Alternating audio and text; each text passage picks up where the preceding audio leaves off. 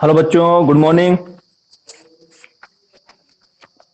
देखिए, हम लोगों ने उस दिन जो है नैनस्ट समीकरण की थी, और नैनस्ट समीकरण में हम लोगों ने जो है एक सेल के लिए जो एक इलेक्ट्रोड जो था, अर्थ सेल जो थी, उसके लिए हम लोगों ने नैनस्ट इक्वेशन को कर लिया था। ठीक है ना, याद है ना। अब उसके आगे का हम लोग टॉपिक देखेंगे। क्लियर? चलिए देखिए, हो गया। तो हम लोगों ने जो है क्या कर लिया था, इलेक्ट्रोड के लिए हमारे पास में क्या आई थी cell, E M N plus अर्ध cell M N M aqueous solid बराबर E naught M N N plus अर्ध cell N M aqueous solid plus 0.0591 बटे N log base 10 M aqueous N. ये हमारे पास में नैनस्ट समीकरण निकल के आई थी एक इलेक्ट्रोड के लिए। अब हम लोग जो बात करेंगे वो एक सेल के लिए बात करेंगे। एक सेल जो पूर्ण सेल होती है, उस पूर्ण सेल के लिए बात करेंगे। तो चलिए हम लोग यहां पे पूर्ण सेल की बात करते हैं और उस पे जो है चर्चा करेंगे बेटा हम लोग। ठीक है, चलिए ठीक है ना। चल देखिए, मैं थोड़ा यहां से लेके चलूंगा जिससे जो है मुझे पूरा बोर्ड चाहिए। ओके, और ये मैं लिख के रखता हूं इसलिए क्योंकि आपको बेटा जो है जब मैं रखूंगा मान तो आपको क्लियर होना चाहिए। तो मैं यहां पे सेल ले रहा हूं, गैल्वेनिक सेल। गैल्वेनिक सेल के लिए, गैल्वेनिक सेल के लिए। ठीक है, तो हम चर्चा करेंगे गैल्वेनिक सेल के लिए कि क्या होती है हमारी। ठीक है ना, गैल्वेनिक सेल के लिए तो जो भी हम लोगों ने कॉपर और जिंक वाली जो बनाई थी वो भी तो हमारी गैल्वेनिक सेल थी, वोल्टी सेल। उसी पे चर्चा कर लेते हैं हम लोग, क्या दिक्कत है। ठीक है ना, तो उसी को लेके चलते हैं। मैं आपको यहां पे दिखा भी देता हूं। इस साइड में आप देखते थे, याद है ना, जिंक वाला था, साल्ट ब्रिज लगा हुआ था, कॉपर का इलेक्ट्रोड था, इनको यहां से वोल्टामीटर से गैल्वेनोमीटर से जोड़ रखा था।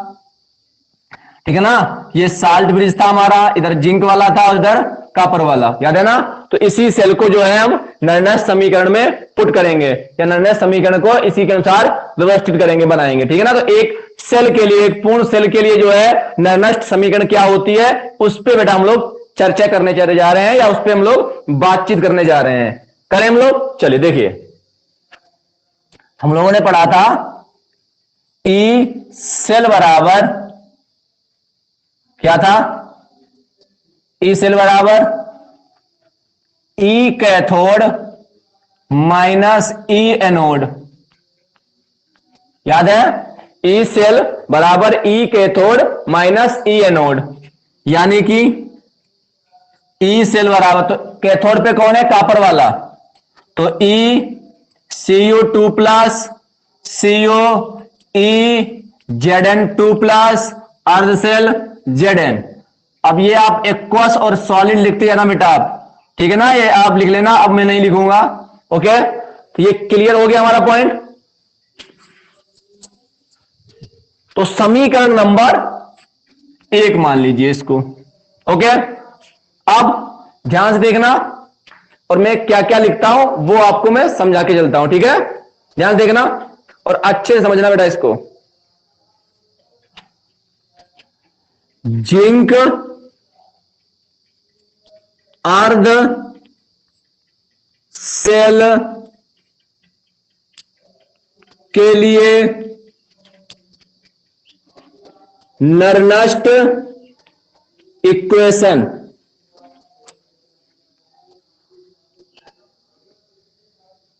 ठीक है, इसके लिए जिंक अर्ध सेल के लिए नर्नस्ट इक्वेशन। तो हमारे पास में देखो ये लिखी हुई है, ये लिखी है एक इलेक्ट्रोड एक अर्ध सेल के लिए, तो मैं इसी को लेके चलूंगा।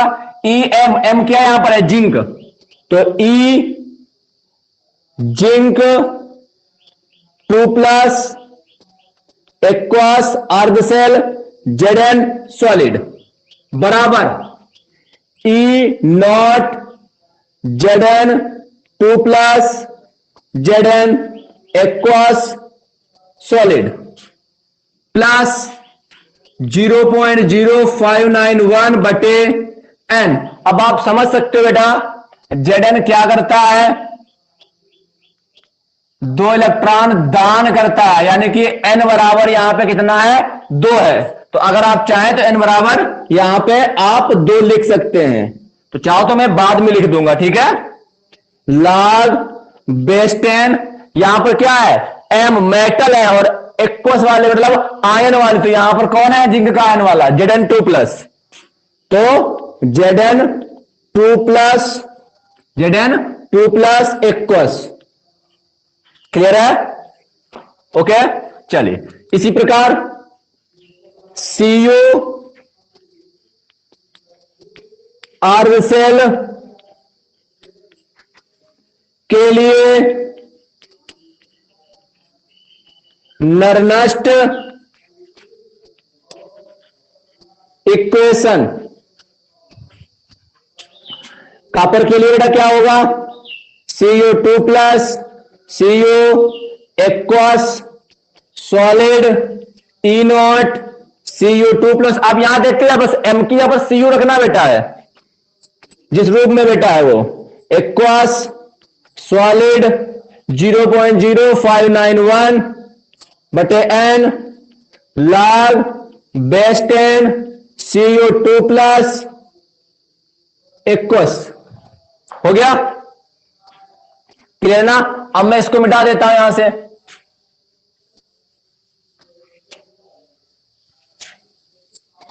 आपने देखा होगा Cu में क्या होता है, Cu2 प्लस 2 इलेक्ट्रॉन ग्रहण करता है और बना लेता है Cu सॉलिड, एक्वस से सॉलिड। आप भी यहां देख रहे हो n बराबर कितना है, 2 इलेक्ट्रॉन ग्रहण कर रहा है। तो ग्रहण किए गए या दान किए गए इलेक्ट्रॉनों की संयोजकता को क्या बोलते हैं, n, ओके ना।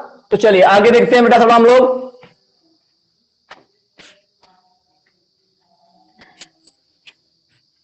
चले आगे समझिए, देखिए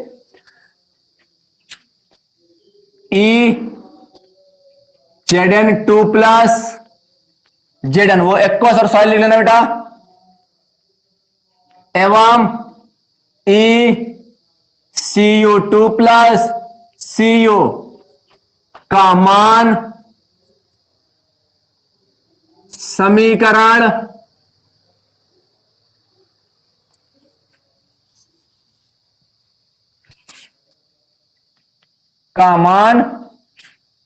समीकरण 1 में रखने पर, ओके। तो चलिए हम लोग रखते हैं वैल्यू को, समीकरण 1 ये है हमारी, इसी में रखते हैं। ई सेल बराबर, इसकी जगह बेटा क्या लिखना है, कॉपर वाला, यानी कि ये वाला, इसकी जगह ये वाला, चलिए लिखते हैं ई नॉट Cu2 प्लस अर्ध सेल Co प्लस 0.0591 बटे n log base 10 Cu2 plus active mass, clear है ना एक्वस। इसके बाद में प्लस है या माइनस है बेटा, माइनस।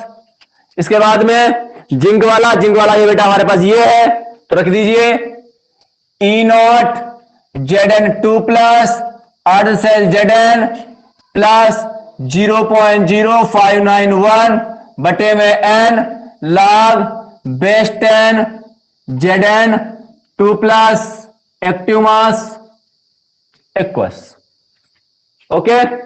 अब थोड़ा सा दिखने लगा, थोड़ा एडजस्ट करना बेटा, ओके। तो देखिए बेटा ये माइनस लगा है और ये प्लस है, तो आप जानते हैं प्लस माइनस ये माइनस हो जाता है, क्लियर है ना। तो चलिए आगे करते हैं हम लोग इसको, ई सेल बराबर इसको और इसको पास कर दीजिए, E0 Cu2 plus Co E0 Zn2 plus Zn plus वाला पहले लिखेंगे 0.0591 बटे n log base 10 Cu2 plus aqueous minus वाला जिंक वाला लिखेंगे 0.0591 बटे n log base 10 Zn2 plus active mass और ये एक्वस। इतना क्लियर हो गया। आपने क्या पढ़ा है अभी आप देखिए, ये मानक स्टेट, ये बेटा सामान्य स्थिति में बेटा है, नॉर्मल स्थिति में है। तो यहां देखिए आप कहीं पे नाट नहीं लगा है, यहां पे नाट लगा है, यानी कि ये स्टैंडर्ड स्थिति में है सेल विभव। याद है ना, मानक सेल विभव बेटा ये हो जाता है। तो यहां पर आपने क्या लिखा है, ई सेल लिखा है, तो यहां पर ई नॉट सेल बन जाता है ये, क्योंकि ये किस स्थिति में है, मानक स्थिति में है। तो ई सेल जो है बराबर ये स्टैंडर्ड स्थिति में है, यानी कि ये जो है ई नॉट सेल बन जाएगा, क्योंकि ये दोनों सेल मिलकर, ये दोनों अर्ध सेलें मिलकर एक सेल बनाती है। तो ये पूरी एक सेल का सेल विभव हो गया या ईएमएफ हो गया आपका। प्लस देखो जितना कॉमन मिल रहा है वो कॉमन कर दीजिए, 0.0591 बटे में एन log बेस 10 बचा CU2 plus aqueous minus log base 10 Zn2 plus active mass aqueous. इसके बाद में E सेल बराबर ए नॉट सेल प्लस 0.0591 बटे N log m minus log n, log m minus log n, मैं आपको बेटा फॉर्मूला बता देता हूं, log m minus log n, ये फॉर्मूला होता है log m बटे n, log m बटे n। तो ये अगर आप देखें कि ये m है और ये n है, तो क्या हो जाएगा log m बटे n, मतलब log base 10 CU2 plus aqueous बटे Zn2 प्लस एक्वस बटे में आ जाएगा। और ये जो बेटा है हमारी, अगर आप चाहें तो इसके एक लाइन और कर सकते हैं। वो लाइन क्या होगी, आप चाहें तो यहां से बेटा जो है आप n का मान रख सकते हैं। आप जानते हैं कि जो n की वैल्यू होती है कितनी है बेटा, यहां पर 2 है। तो E सेल बराबर ए नॉट सेल प्लस 0.0591 बटे n की value 2 log base 10 CU2 plus बटे Zn2 प्लस। ये एक सेल के लिए बेटा बन गए, और n की जो वैल्यू थी वो बेटा मैंने आपने रख दी। ये लीजिए, ये एक गैल्वेनी सेल या वोल्टी सेल के लिए नरनष्ट समीकरण निकला। ये एक नरनष्ट समीकरण है, सेल के लिए नरनष्ट समीकरण। आप नोट कर लीजिए इसको, और इस पे हम लोग सवाल को करेंगे।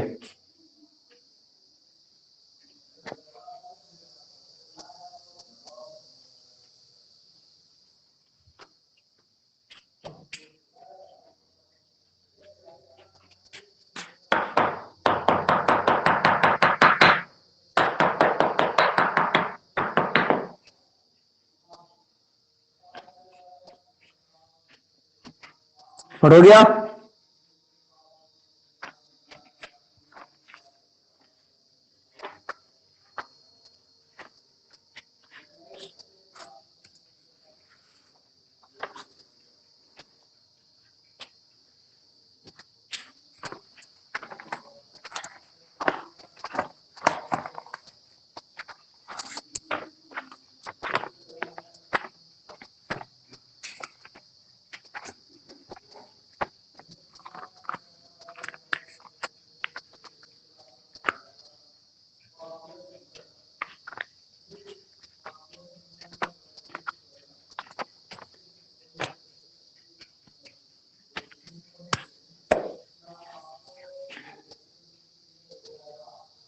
हो गया। चल रहते हैं।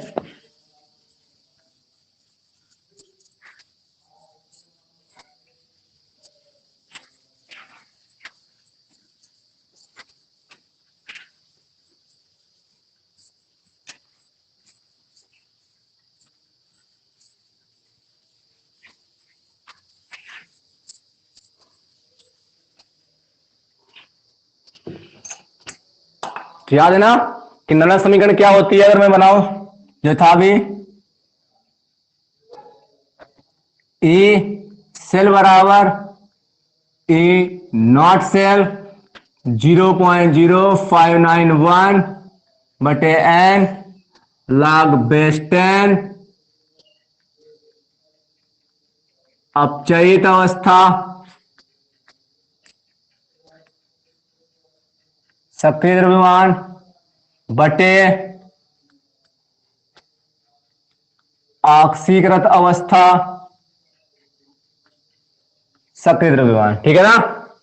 तो ये जो है एक सेल के लिए हमारे पास निर्णय समीकरण है। देखिए Cu ऊपर था तो Cu का अपचयन हो रहा था, अपचयित अवस्था। जिंक नीचे था, इसका ऑक्सीकरण हो रहा था, ऑक्सीकरण अवस्था। तो अपचयित अवस्था बटे ऑक्सीकृत अवस्था। बाकी जो N है वो आपकी इलेक्ट्रॉन के ग्रहण और त्याग करने की जो है वो बेटा है संख्या। ठीक है ना। तो इस पे जो बेटा हम लोग न्यूमेरिकल करेंगे। तो पहला जो सवाल है देखिए, याद है ना, एक इलेक्ट्रोड के लिए बेटा याद है ना, हमारे पास में एक इलेक्ट्रोड के लिए भी जो मैंने लिखवाई है, तो चाहे उसको लिखिए चाहे इसी पे बेटा करना, जैसा भी आपको समझ में आए। चलिए पहला सवाल है हमारे पास में, कॉपर प्लेट का इलेक्ट्रोड, कॉपर प्लेट का इलेक्ट्रोड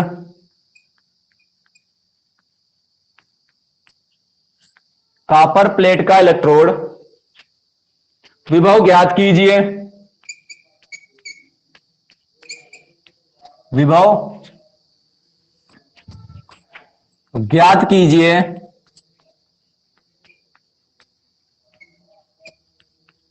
ज्ञात कीजिए। दिख रहा है, दिख रहा है ना, ठीक सही है बेटा। ज्ञात कीजिए जो 298 और टेम्परेचर फिक्स है 298 केल्विन, 298 केल्विन पर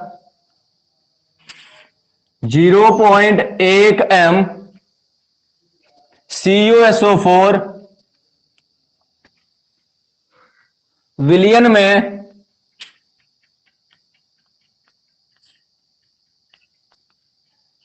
में डूबी हुई है,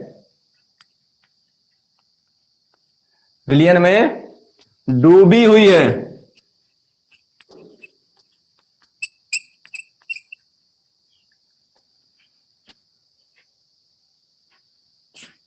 E0 Cu2 प्लस Cu बराबर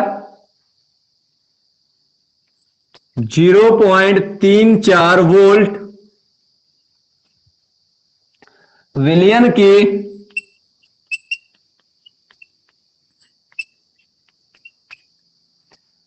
Cu2 प्लस आयन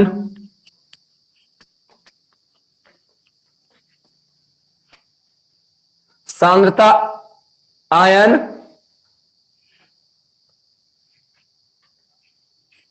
सांद्रता, आयन सांद्रता घटाने पर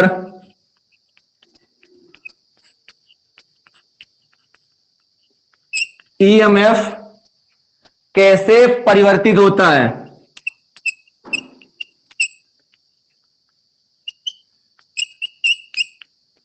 कैसे परिवर्तित होता है।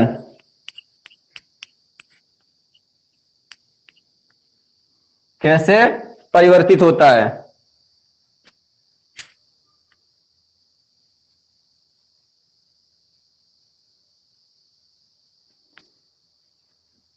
हो गया, नोट कर लीजिए आप।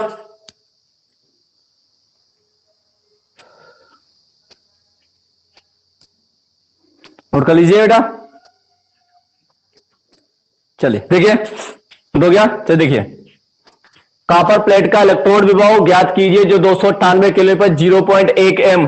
तो यहां पर जो बेटा है Cu प्लस कॉन्सेंट्रेशन दे रखी है 0.1 m मोलर, विलियन में डूबी हुई E0 Cu2 plus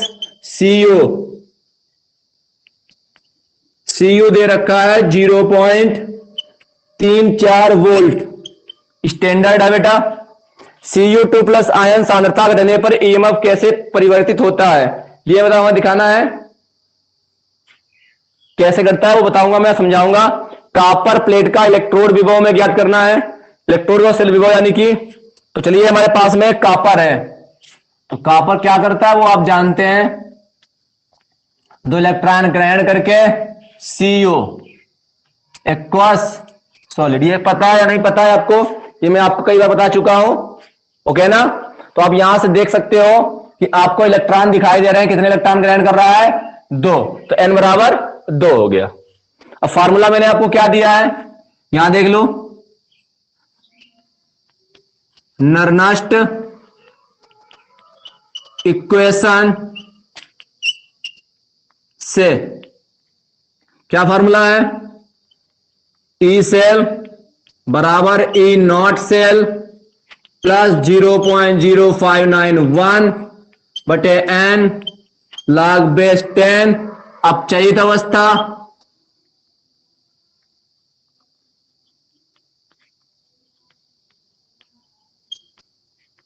active mass बटे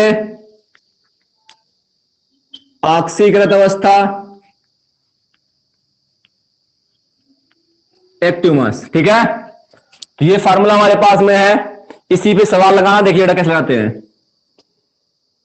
ई सेल का मान हमको चाहिए, ई सेल बराबर, ई सेल की वैल्यू चाहिए हमको, तो ई नॉट सेल तो हमारे पास है नहीं, तो हम लोग ई नॉट सेल की वैल्यू ज्ञात करेंगे। क्या था? ई कैथोड माइनस ई एनोड, और ये नॉट स्टैंडर्ड के लिए। तो आप देख रहे हो कि ई नॉट सेल कैथोड पे कौन है? जैसे कॉपर, तो ई नॉट Cu2 प्लस Cu, और एनोड पे जो है वो कोई है नहीं, तो उसके लिए मैं 0 मान लेता हूं। तो ई नॉट सेल बराबर ई कितना है बेटा इसका? ई नॉट Cu के कितना है? 0.34 वोल्ट, और ये नोड वाला कोई है ही नहीं, इसमें कोई समीकरण नहीं दी है, तो ये 0 हो गया। ठीक है ना, ये निकल आया ई नॉट सेल कितना निकल के आया है? 0.34, 0.0591 एन की वैल्यू क्या है बेटा यहां पर? एन बराबर कितना है? 2 log बेस 10। तो अब अपचयित अवस्था देखिए, अपचयन किसका हो रहा है? Cu का। ये Cu जो है अपचयित हो रहा है, बटे ऑक्सीजन इसका हो रहा है Cu2 प्लस एक्वस। ओके ना इतना? क्या क्या मैं बोला? ई नॉट सेल फॉर्मूला होता है ई कैथोड माइनस ई एनोड। कैथोड का कॉपर है लेकिन एनोड पे कोई है नहीं, उसका 0 मान लेते हैं, हटा देते हैं। तो ई नॉट Cu2 प्लस Cu की वैल्यू दे रखी है बेटा 0.34 वोल्ट, तो मैंने रखा है यहां पे। तो ई नॉट सेल की वैल्यू प्राप्त हो गई, और ई नॉट सेल की वैल्यू मैंने यहां पे 0.34 वोल्ट रख दी। अब 0.0591 बटे 2, एन का मान 2 है, log बेस 10, और अपचयित अवस्था में है कॉपर सॉलिड वाला, और ऑक्सीकृत अवस्था में है Cu2 प्लस एक्वस वाला। तो चलिए आगे करते हैं इसको हम लोग हल। ई सेल बराबर 0.34 प्लस 0.0591 बटे 2 log बेस 10। मैंने बोला था आपको, कोई भी जब पदार्थ जो है बेटा हमारा, जो धातु ठोस अवस्था में होती है, तो उसका एक्टिव मास 1 होता है। तो इसका एक्टिव मास 1 हो गया, और इसका जो एक्टिव मास है बेटा वो दे रखा है आपको 0.1। ये पॉइंट आएंगे ऊपर, एक 0 हो जाएगा। तो ई सेल बराबर 0.34 प्लस, इसको भाग कर दीजिए, 0.0 2 दूनी 4 2 18 2 पंचे 10 2 पंचे 10, 0.02955 आएगा, और यहां बचेगा आपका log बेस 10। तो आपके पास में है ई सेल बराबर 0.34 प्लस 0.02955, और log 10 का मान 1। ए सेल बराबर, आप इसको जोड़ सकते हो बेटा, गुणा कराओगे तो 0.34 प्लस 0.02955 इतना ही रहेगा, क्योंकि 1 से गुणा करानी है हमको। ओके ना? अब मैं वाकई यहां बेटा लिख देता हूं इसके लिए। ठीक है, तो ई सेल बराबर, आप इसको जोड़ सकते हो, 0.34 है। उसके बाद 0 के नीचे दशमलव के नीचे दशमलव रखना बेटा 02955 जोड़ लीजिए बेटा इसको 55963 0 पॉइंट, तो ये आया 0.369, आगे मैं नहीं लिखूंगा वोल्ट लगभग में, ठीक है ना। तो इसको अगर आप चाहें तो लगभग में और भी लिख सकते हैं, तो 60 में ई सेल बराबर 0. ये 9 हटा दीजिए, यहां पे एक अंक बढ़ा दीजिए, ये 7 हो जाएगा वोल्ट। ये लीजिए इसका ई सेल निकल आया, ये आपका आंसर है, आप इसको नोट कर लीजिए।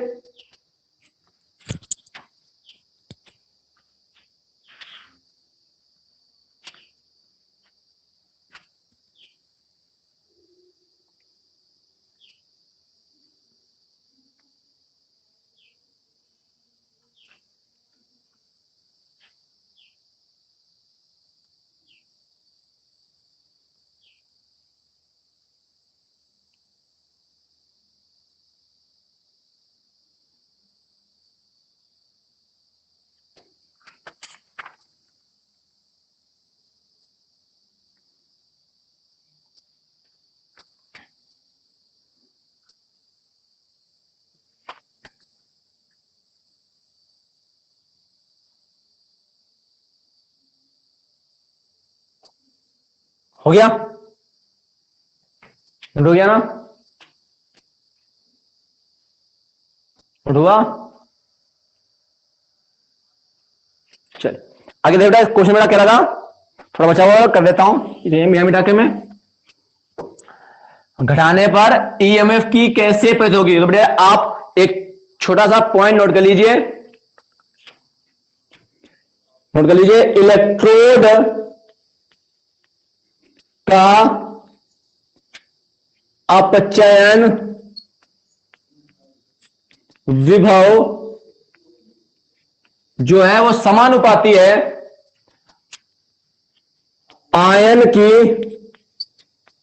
सांद्रता।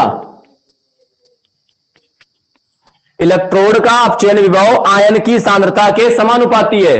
ये बेटा एक आपका सूत्र है बेटा, आपका पॉइंट है बेटा, आप कह सकते हो।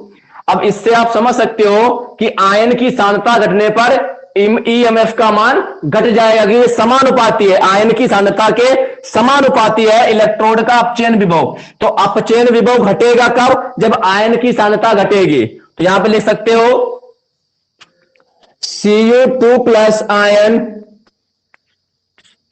की सांद्रता, Cu2 प्लस आयन की सांद्रता घटाने पर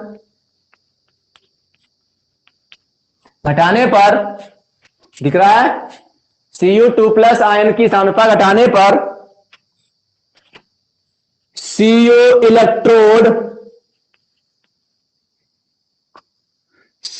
इलेक्ट्रोड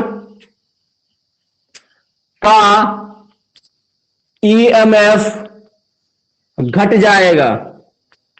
और ईएमएफ का मतलब क्या है जानते हो ना, विद्युत वाहक बल या सेल विभव घट जाएगा। बाकी इसके जो आगे के सवाल बेटा है वो हम अगले नेक्स्ट वीडियो में करेंगे।